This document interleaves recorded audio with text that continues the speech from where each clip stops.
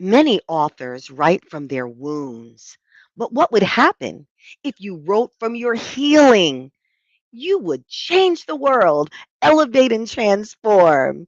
And that's what would happen. Today on the Believe Retreat, we are trying to change the world one healing story at a time. That's for today, for tomorrow, and on after that. Let's meet our special guest today. My co host, Francine, is there. Heidi's not here today, but Francine and I are going to have a fantastic conversation with our special guest, Hal Eisenberg. Here's Francine. Here comes Hal. And hello. Hey, we're all here. Welcome to the Believe Retreat, Hal. Thank you. Thank you so much for having me. I love that introduction. I'm already like, wow.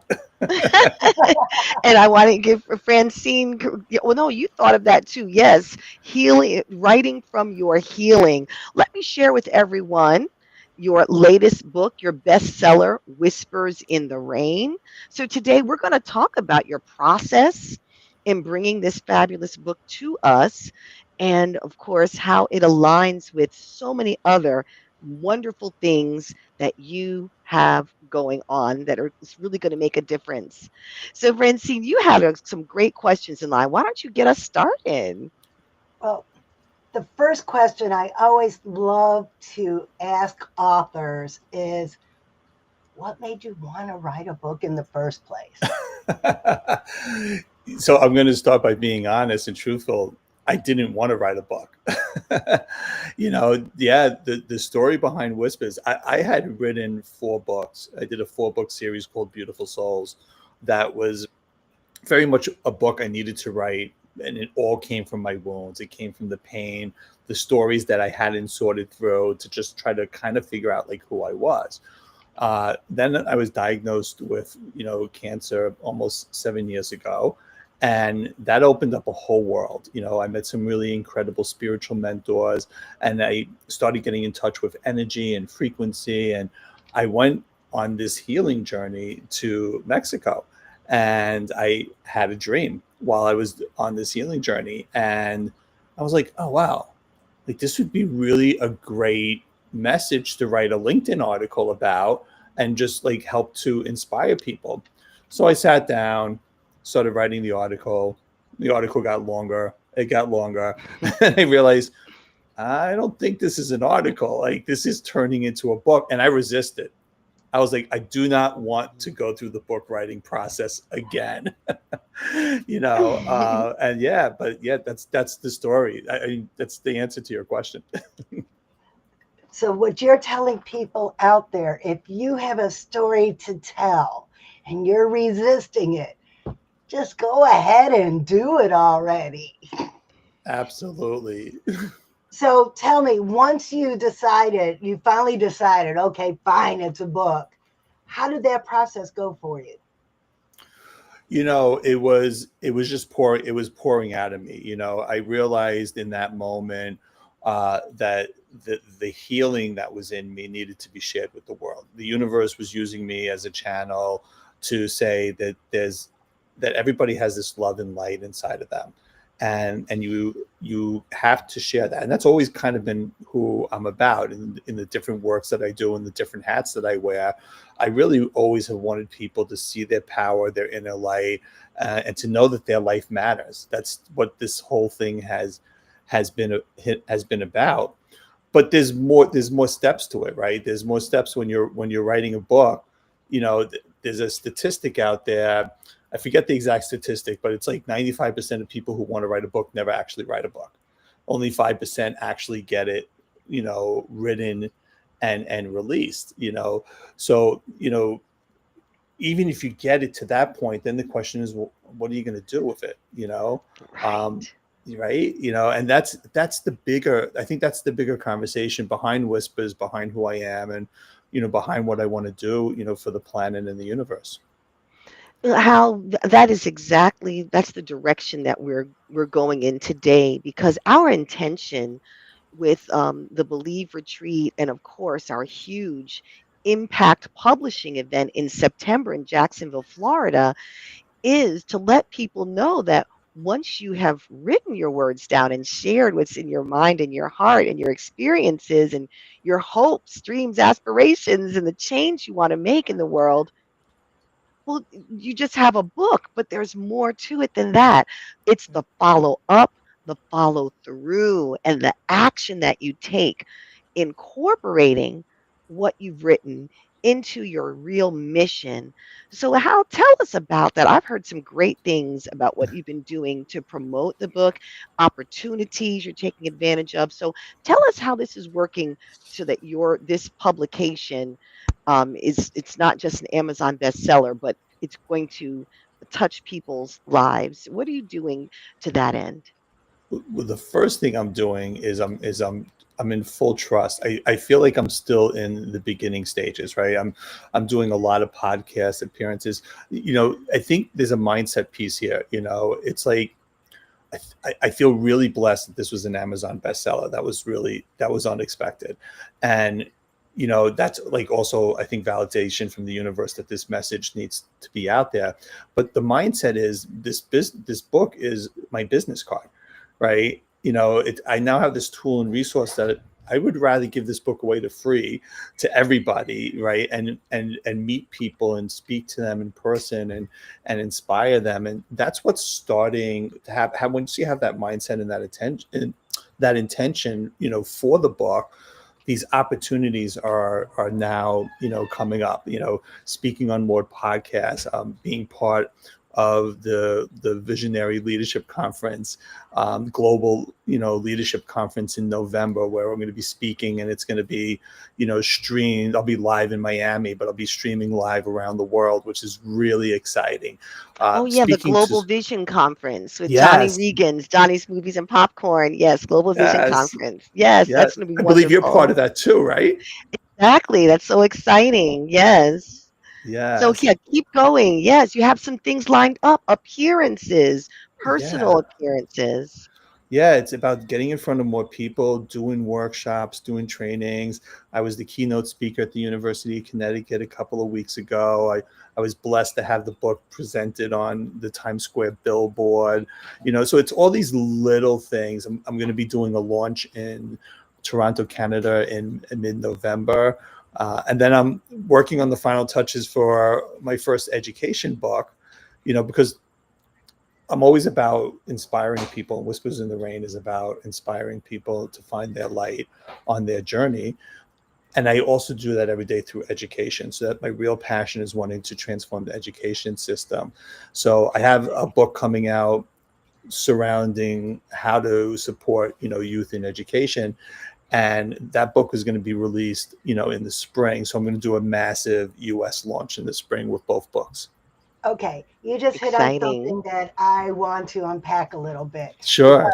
because you have this grand vision, much like I do. My vision is that kids have all the confidence in the world before they get to middle school, before they fall into wanting to be like everybody else, Yeah. that they have the tools to embrace their uniqueness so they don't fall to the peer pressure and the bullying. Yeah. And my children's book series, that's just one tool I use to do that. I have the Confidence Club for Kids, and I have Parents Talk to give parents tips on how to help their kids. And it's all this grand vision in multiple launches, multiple Yeah. segments to bringing this to the world. And Yeah. that's what I just heard from you. So, can you expand a little bit about your grand vision and how these little book launches are leading up to that? Yeah, it's not even just the book launches. There's podcasts and weekly articles and monthly newsletter, and the grand vision. You start with the grand vision and you work backwards. It's kind of been my philosophy. But the grand vision is I'm looking to transform the education system because I believe the conversation is right now we have an education system that was built, to meet the needs of the Industrial Revolution. Yeah. Industrial Revolution was a very, very long time ago, right?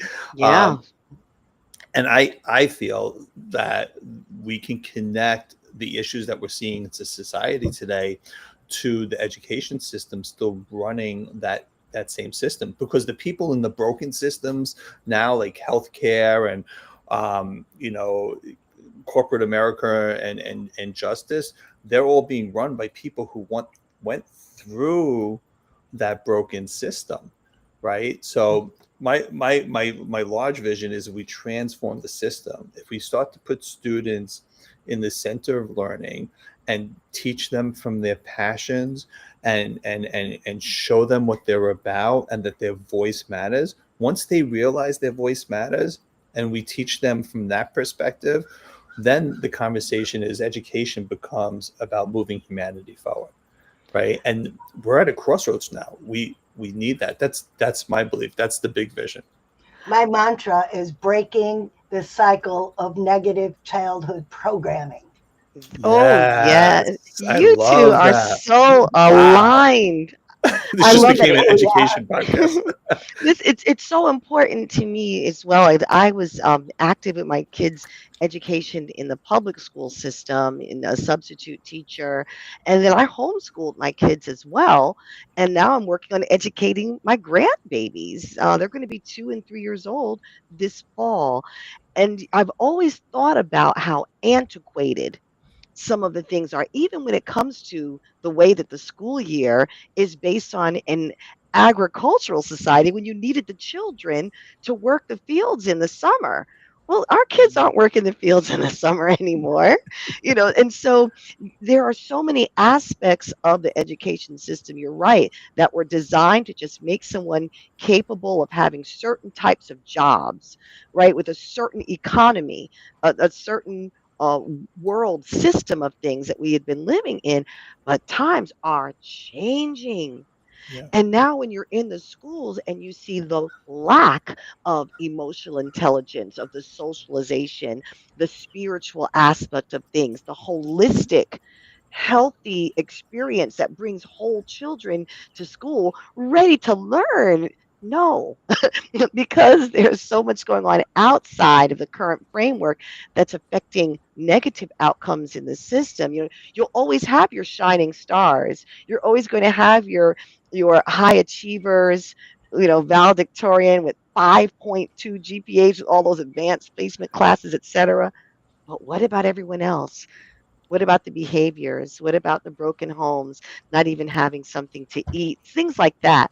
So I like the fact that, no, we have to address these issues that have come up in the past 200 years. And let's get into the 21st century with what our children need to be successful. So I just want to say amen to that. Not only the past 200 years, but just think about it. We've just come out of a pandemic. Yeah. All of these children who were stuck in the house doing online schooling are behind in the socialization. You have kids going to middle school right now who missed a big 2, 3 year chunk of Mhm. learning how to be social and being in a community. Yeah. So not only do we have an antique education system, but now we have this ability of every child who missed a formative part of their school years. Absolutely. Absolutely. The pandemic was a really fascinating experience, especially looking back on it now. What it did was, it took the issues that were always there, like underneath boiling, and it brought the issues to the surface. And what happened is, when we came out of the pandemic slowly, people were trying to get back to normal, whatever normal meant. And how that manifested in the education system was, kids have started to rebel, and started going, expressing that rebellion through a multitude of issues, that we always label as the problem, but it's really the symptom. Things like cutting school, and doing drugs, and getting into unhealthy, risky behaviors. you know that those are symptoms, right? The root of the issue is honestly the system itself. And the fact that we're not having a conversation, we are in small parts, and I'm blessed to be part of some communities and be part of a bigger model that is making some real impact, especially research wise. But it's still small compared to what's happening, across the board in education right now. And we need to, and this is where my faith comes in, and this is part of going back to whispers in the rain. We're going to get to a point where we have to say, and we're starting to say, like, enough is enough. Like, we're just looking at the world and going, does it have to burn down to Mm, rebuild? And right. maybe, but I feel there's a lot of people out there like us that want to see healing in the world, that want to have the conversation of what's possible, instead of going, woe is me, the world's burning down. Cool. The world's burning down. What's possible here? What can we build to, save our culture, to save humanity, to have a better future for our kids and our grandkids and their grandkids? And I think that's the conversation we need to have. And that's what my hope is for this book and the following books that are going to come out. I have like a 10-year strategy that is unfolding, Ooh, 10 step by step. years. Yeah, no, Wow. absolutely. Absolutely. And I see it clearly. It's clarity. Talking about vision, yes, that's why we Yes. need to see you at the Global Vision Conference because we can all Yes. take notes. And I would like to see if you could help paint a picture for us how Sure. of like bridging the gap. So you started out writing as part of your healing journey, right? Writing from your wounds, your Yeah. insights, because pain, a lot of times it does make us reflect and get deep, right? And Yeah. then you're writing from your healing. You have a 10-year plan and some real impact. Will you help us connect the dots how one thing might lead to another if it does, but just how can we connect these patterns for ourselves so that we could look at it that way, maybe stepping stones to creating impact, just how this writing plays a role in creating future Sure. opportunities and impact. Sure, that's a really, really great question. I think the first thing to be honest with is I didn't have clarity. I didn't have the connect the dots at first. This started for me when I was a kid, when I was, going through an abusive household, when I was being bullied by the kids in school, and having conversations with myself, not having the language yet or the comprehension, but having a conversation with myself saying, life can't be like this. And I think many of us have that internal voice, whether we're tuned into it or not, is like, who am I, and is there better out there?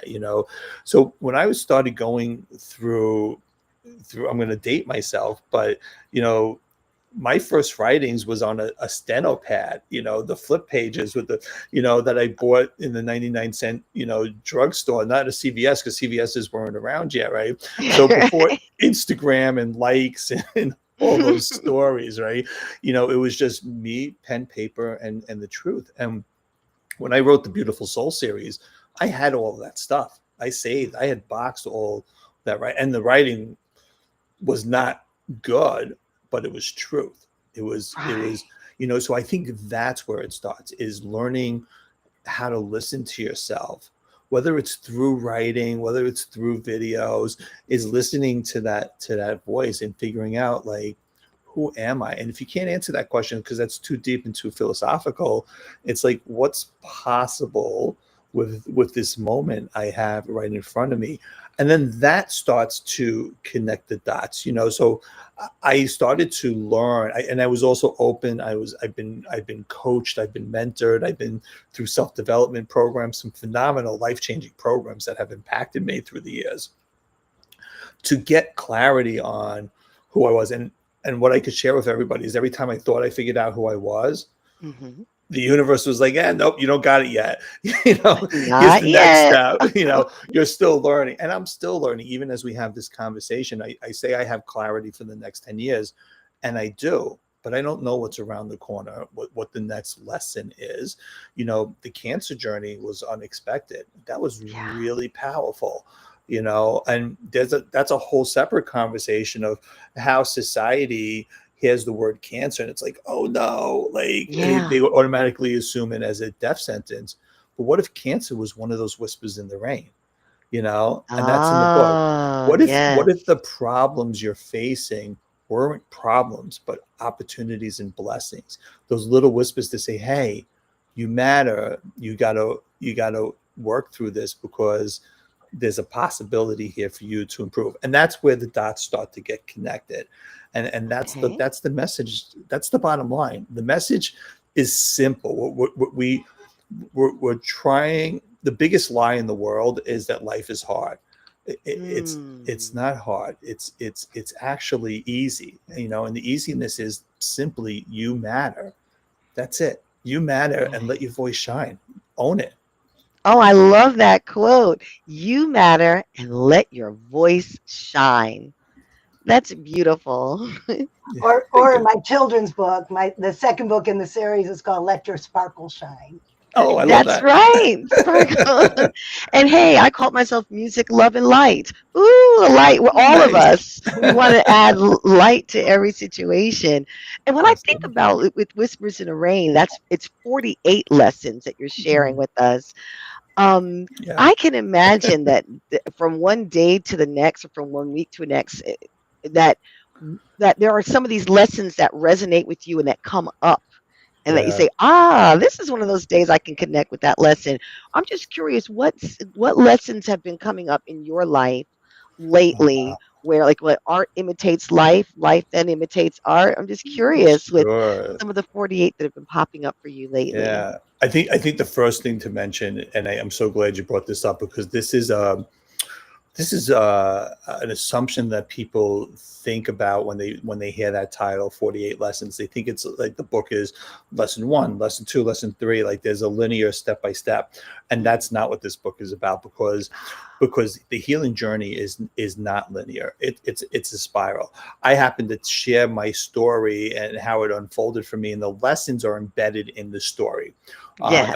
And then there's a companion journal if you want to write and go deeper. You get that. There's a QR code to give you a free companion journal. um, I think the lessons that come up for me a lot lately is being reminded of the shadows, the shadows inside, from my childhood, that want to be seen, want to be embraced. Those past traumas aren't enemies. They're parts of me that I need to hold and say, like, if I'm if I'm doing something or feeling something negative, it's a mirror, and it's usually a voice inside of me that's like, hey, this is little Hal who's sitting on a rock crying and wants to be held and told like he's okay and he's safe right now, that he Yeah. is wanted and he isn't being rejected. I think that's a big thing that this book helped me to learn about myself. Like that journey of love is a little bit of a roller coaster, and it's not an external love where many people want to feel wanted and belong by their relationships and those outside external people, right? But it really starts with loving yourself. And when you say Mhm. loving yourself, it's more than just self-love. It's loving all the parts of yourself, the ugly parts, the painful parts, the parts that you were like, oh, was that, I don't like that version of me. Did I The gray actually hair and do that? all. The gray hair and all, right? Yes. Yes. Right. So that's a lesson that's really laid out in that journey. It's a powerful lesson. I feel that it's a muscle, right? That's the other thing about this book. It's not like you just read it and you're like, oh my God, I'm healed. This is going to be for the rest of my life, right? So it's a muscle. You go to the gym, you work Yeah. out, you build muscles. If you stop going to the gym, you lose those muscles. It's the same with spirituality and in positivity and loving yourself. It's a muscle that you have to consistently practice. Right. Positive conversation, positive content, things that make us reflect and grow. You're right. It's a continuum. because people are sharing these messages, and you're making appearances, and sharing the words, the post. So what if we consume that on a regular basis, that can help us stay strong. And we have a variety of ways of doing that through exposure. So we hope that our community is a Believe Retreat. We want to welcome you, because we will ask you to make a post in our community. I'll send you the link so that you can have something there, content that we can engage in. So every time we have a guest, we also ask them to share in our community, so everybody can get a little taste of how and Yes. learn about Whispers in the Rain. So I would love to follow up with that. And And as we are I building just posted the community, link to our community in the chat. I'm going to go and great. spread it around to everybody else's socials too. So, everybody watching, please join our community because, like Hal says, it's a muscle that needs to be nurtured. And we nurture these muscles right there in our community with positive conversations and support. Absolutely. Yes, and the right kind of people. So we have a couple. Any before we move on to what's up next? Did either one of you have any parting words, just to put a bow on our conversation before we talk about what's next? I'll let you go first, Francine, so I can think. Okay, let's put a bow See on how it. I like past that? Past that torch. I love talking to other authors because books just open the world to things that you never would have thought about. And Hal and I have very much aligned missions. But when we do our anthology book, I want to see 50 authors in our anthology with totally different missions Yeah. because I want to read 49 other chapters that will broaden my perspective and horizons. And maybe it might be a mission I could get aligned with in the future. Yeah. So Ooh. keep watching, or, better yet, join the Believe Retreat anthology. Perfect timing, Joanna. There we And go. Yeah. I I am going to lob this ball back to Hal while I go put links in the comments of all our socials. Okay. Yes. So how we're going to be celebrating in Jacksonville, Florida, the second week of September. And but before we get to that, let me just pull this down. Now I'm wondering, do I know how to do that? Tech help. Tech Let's see if we challenge. can. I know. Whoops. Oh boy. Let me go back. All right. I know how. Here we go.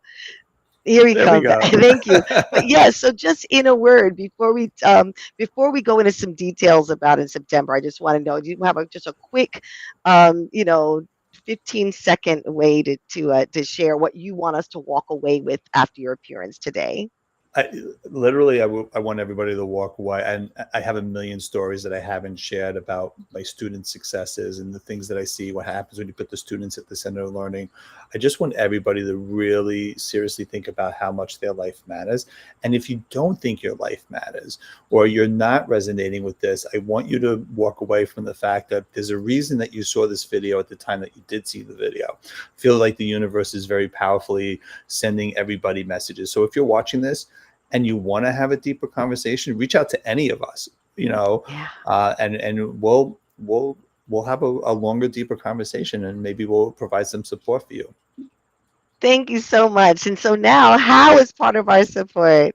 And so, as you can see, we have an exciting Believe Retreat weekend with workshops, with good food, with networking, with really knowing how to publish something and then make impact. Yes, you wrote something. We're going to help you every step of the way with this anthology. But then what? So we're going to launch a 1-year program with Francine, with Heidi, with me, and everyone in our community has a part. So hey, just DM us. You've got our links. Look us up, and just remember. It's called Believe You Can. So this is going to be a people who believed they could and did. Francine has a chapter that we've discussed, so we'll be focusing on that next week. Heidi and I have shared some chapters, and this is what I want to be parting words for everyone. The theme of believe you can, because if you can conceive an idea in your mind, you can then believe it in your heart and then put it into action with your hands. So, from your head to the heart, Up to the heart. yes, to the hands. Everyone, yes, you can. Yeah. I love See you that. So, next week. yes, so the two of the three belief sisters and Hal, we want to wish you a terrific Tuesday. Thanks for joining us. Take care. We'll see you next week.